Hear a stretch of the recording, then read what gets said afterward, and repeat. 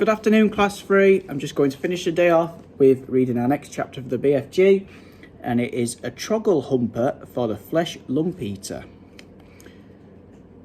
They always is having 50 winks before they go scumpering off to hunt human beings in the evening, the BFG said.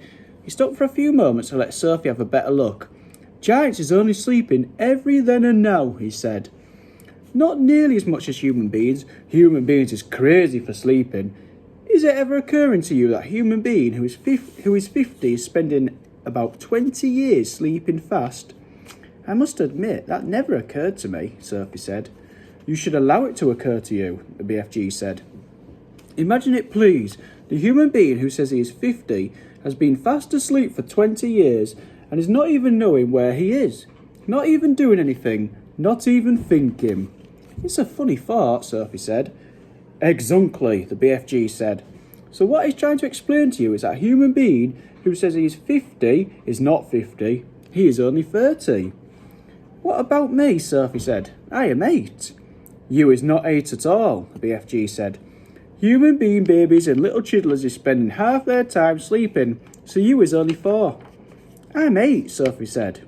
You may think you is 8, the BFG said, but you has only spent 4 years of your life with your little eyes open. You is only 4, and please stop higgling me.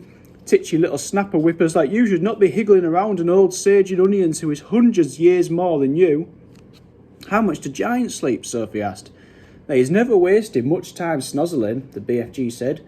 2 or 3 hours is enough. When do you sleep? Sophie asked. Even less, the BFG answered. I sleep only once in a blue baboon. Sophie, peeping out from her pocket, examined the 9 sleeping giants. They looked even more grotesque now than when they were awake. Sprawled out across the yellow plain, they covered an area about the size of a football field. Most of them were lying on their backs with their enormous mouths wide open, and they were snoring like foghorns. The noise was awful. Suddenly, the BFG gave a big jump in the air. By gumfrog, he cried. I was just having the most wopsy-whiffling idea. What? Sophie said. Wait, he cried. Hold your horse feathers. Keep your skirt on, just you wait and see what I's going to bring about. He galloped off fast to his cave with Sophie hanging in tight to the rim of the pocket. He rolled back the stone. He entered the cave. He was very excited. He was moving quickly. You stay where you is in my pocket, Huggy Bee, he said. We is doing this lovely bit of book-washling both together. He laid aside the dream-catching net but hung on to the suitcase. He ran across to the other side of the cave and grabbed the long trumpet thing, the one he had been carrying when Sophie had first seen him in the village. With the suitcase in one hand and the trumpet in the other, he dashed out of the cave. What is he up to now? Sophie wondered. Peep your head up good, the BFG said, then you'll get a fine winkle of what is going on. When the BFG came near to the sleeping giants, he slowed his pace. He began moving softly. He crept on his toes towards the ugly brutes. They were still snoring loudly. They looked repulsive, filthy, diabolical. The BFG tiptoed around them. He went past the gizzard gulper, the blood bottler, the meat dripper, the chow chewer, and then he stopped. He had reached the fleshlumpeater. He pointed at him. Then he looked down at Sophie and gave her a big wink. He knelt on the ground and very quietly opened the suitcase. He took out of it a glass jar containing a terrible nightmarish trogglehumper. At that point, Sophie guessed what was going to happen next. Ouch, she thought. This could be rather dangerous. She crouched lower in the pocket so that only the top of her head and her eyes were showing. She wanted to be ready to duck out of sight very fast should anything go wrong. They were about 10 feet away from the fleshlumpeater's face. The snoring, snorting noise he was making was disgusting. Every now and again, a big bubble of spit formed between his 2 open lips, and it would burst with a splash and cover his face with saliva. Taking infinite care, the BFG unscrewed the top of the glass jar and tipped the squiggling, squirming, faintly scarlet trogglehumper into the wide end of his long trumpet. He put the other end of the trumpet to his lips. He aimed the instrument directly at the fleshlumpeater's face. He took a deep breath, puffed out his cheeks, and then woof, he blew. Sophie saw a flash of pale red go darting towards the giant's face. For a split second he hovered it above the face. Then it was gone. It seemed to have been sucked up in the giant's nose, but it had all happened so quickly. Sophie couldn't be sure. "We had better be squeedling away quick to where it's safe," the BFG whispered. He trotted off for about 100 yards and then he stopped. He crouched low to the earth. "Now," he said, "we is waiting for the gun and flames to begin."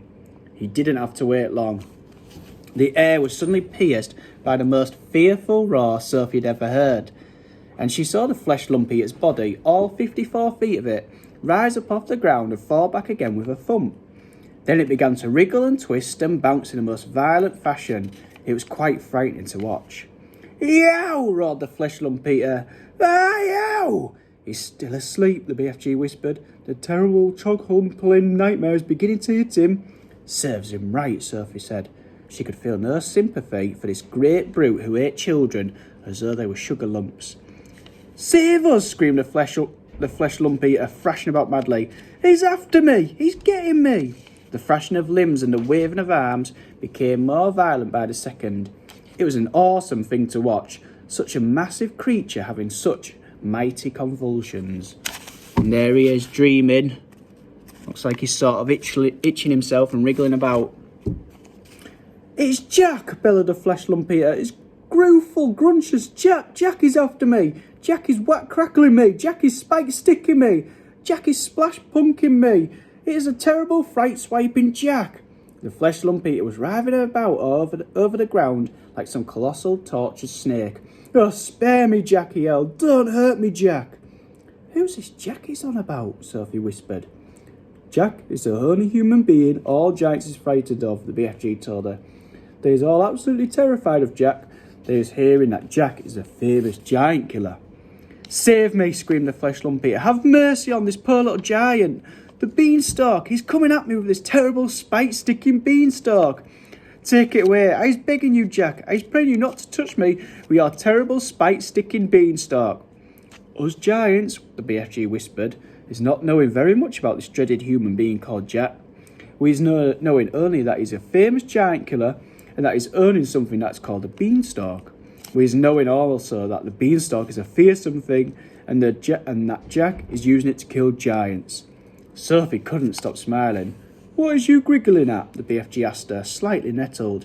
"I'll tell you later," Sophie said. The awful nightmare had now gripped the great brute to such an extent that he was tying his whole body into knots. "Do not do it, Jack," he screeched. "I was not eating you, Jack. I was never eating human beings, I swear. I never gobbled a single human being in all my wholesome life." "Liar," said the BFG. Just then, one of the fleshlumpeater's flailing fists caught the still fast asleep, meat-dripping giant smack in the mouth. At the same time, one of his furiously thrashing legs kicked the snoring, gizzard-gulping giant right in the guts. Both the injured giants woke up and leaped to their feet. "He's swiping me right in the mouth," yelled the meat-dripper. "He's bung-swoggling me, smacking the guts," shouted the gizzard-gulper. The two of them rushed at the fleshlumpeater and began pounding him with their fists and feet. The wretched fleshlumpeater woke up with a bang. He woke straight from one nightmare into another. He roared into battle, and in the bellowing, thumping, rough and tumble that followed, one sleeping giant after another either got stepped on or kicked. Soon, all 9 of them were on their feet, having a most almighty free-for-all. And there they are, all fighting amongst each other. They punched and kicked and scratched and bit and butted each other as hard as they could. Blood flowed, noses went crunch, teeth fell out like hailstones. The giants roared and screamed and cursed, and for many minutes the noise of battle rolled across the yellow plain. The BFG smiled with a big wide smile of absolute pleasure. "I's loving it when they's all having a good tough and rumble," he said. "They'll kill each other," Sophie said. "Never," the BFG answered. "Those beasts is always bishing and walloping at one another. Soon it'll be getting dusky and they'll be galloping off to fill their tummies."